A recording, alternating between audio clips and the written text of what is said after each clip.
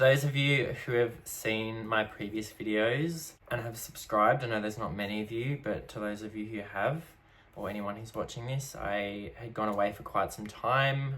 I was in a bit of a YouTube slump the past 4 months. I went overseas, came back, and struggled to find the motivation to get back into doing these reviews. So now I'm really wanting to make more of a habit of it this year, as this year does seem to have a really good lineup of films, horror films coming out. So I really want to get back into this and share my thoughts of some movies that I like. And the first one this year will be a Sam Raimi directed horror film called Send Help, which came out in Australia, I think around 2 weeks ago now, or might have even been last week. Forgive me for not knowing that, but I want to talk about this one because it wasn't really on my radar until I saw the reviews. People were praising it, saying it was really good, saying that it had definitely the Sam Raimi vibes were there in terms of, you know, being similar to Evil Dead and having elements from Drag Me to Hell. So I was like, I need to see this.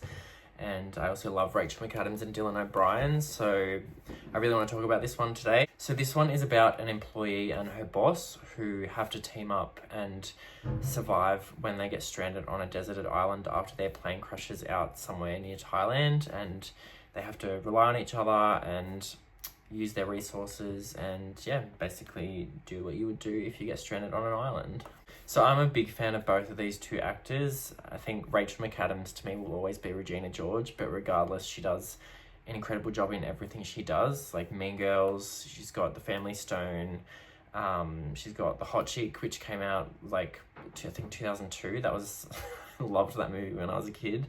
And then there was also Red Eye as well, which is another thriller film she was in. This is the Rachel McAdams cinematic universe, where Rachel McAdams is stuck in one location with a very hot man with a beautiful face and beautiful eyes, and then towards the end of the film they go toe to toe and there is a very long weapon of some kind involved. It's good to see her back in this genre. I think she does so well in this film, and I instantly felt the chemistry between these two actors. So I know this film has been out for some time already, so people probably have already seen it, but as I said, I do want to get into doing more of these reviews this year, and I did really enjoy this one, so I do want to briefly talk about it without saying too much. I did love this film. I think it's definitely the best film I've seen so far this year, and there were moments in this that made me laugh, there were moments that made me jump, and I was just very engaged the whole way through. And I have mentioned in previous videos that I think your cinema experience will greatly enhance the time that you have at a cinema. You know, how comfy your seats are, how close to the screen you are, how big the screen is. I think the biggest one for me is the audience. Like most films, as I've mentioned a couple times previously, the audience, if people are being really disruptive and are talking the whole way through the movie, it's going to greatly affect how you see the film. I think when I saw Weapons last year at the cinema, I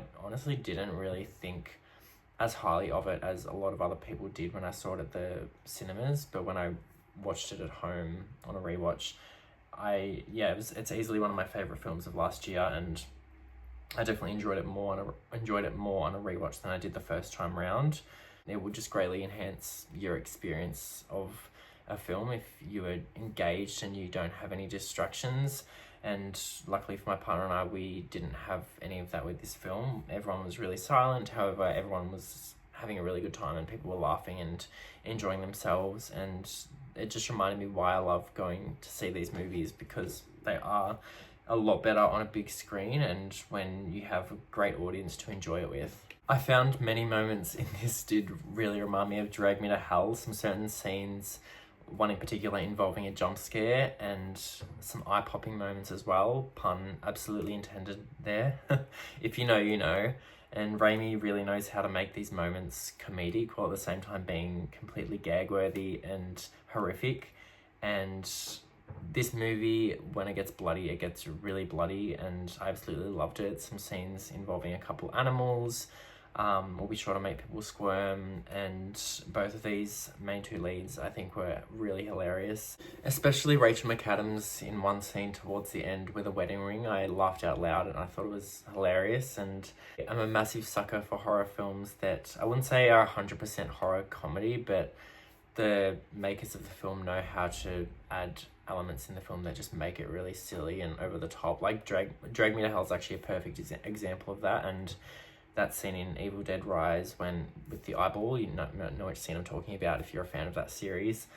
Scenes like that where it's not necessarily like a horror comedy, but there are scenes that are funny and are meant to throw the audience off a bit. A good example of that would be that scene in Drag Me to Hell when Alison Lohman's character goes into that shed in that one scene and she sees Mrs. Ganush pop up and then her eyeballs like pop out of her face and it's just so over the top. I love Sam Raimi's direction he takes with those moments, like in this film as well. There's some scenes that are like that as well and I really I really love that. So don't go in expecting a really scary horror film. It's more thriller with horror elements, some comedic elements as well, but I wouldn't label it as a horror comedy. I thought that the twists in this as well were really well done and caught me off guard a couple times, especially one scene towards the end, which I did not see coming. I don't even think the audience saw coming either.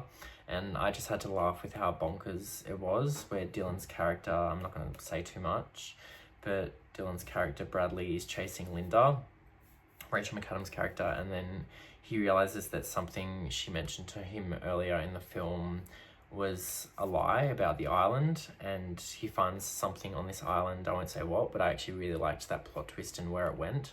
When my partner and I were talking about it afterwards, though, my partner, I think he didn't really like where the film went because he said it reminded him too much of this Disney film he saw years ago where there was like a similar plot twist that happened. He didn't even remember what movie it was, but yeah, we had a different opinion about that because I really liked that plot twist. There was also some really heartfelt and beautiful moments in this film that I didn't really expect going in either, which I don't think would be the same watching at home. And these two being stuck on an island, you can imagine there's going to be some really nice shots of the scenery and the beaches and mountains, and definitely see this one with a crowd at the cinema if you can. And I do think it's a combination of Misery times Castaway. It's like an amalgamation of those two and maybe a little bit of a Perfect Getaway. If anyone remembers that film of 2009 with Chris Hemsworth, kind of reminded me of that as well. This is an awesome film, definitely my highlight so far of the year, and thank you for watching, and I'll post more reviews soon. Thank you.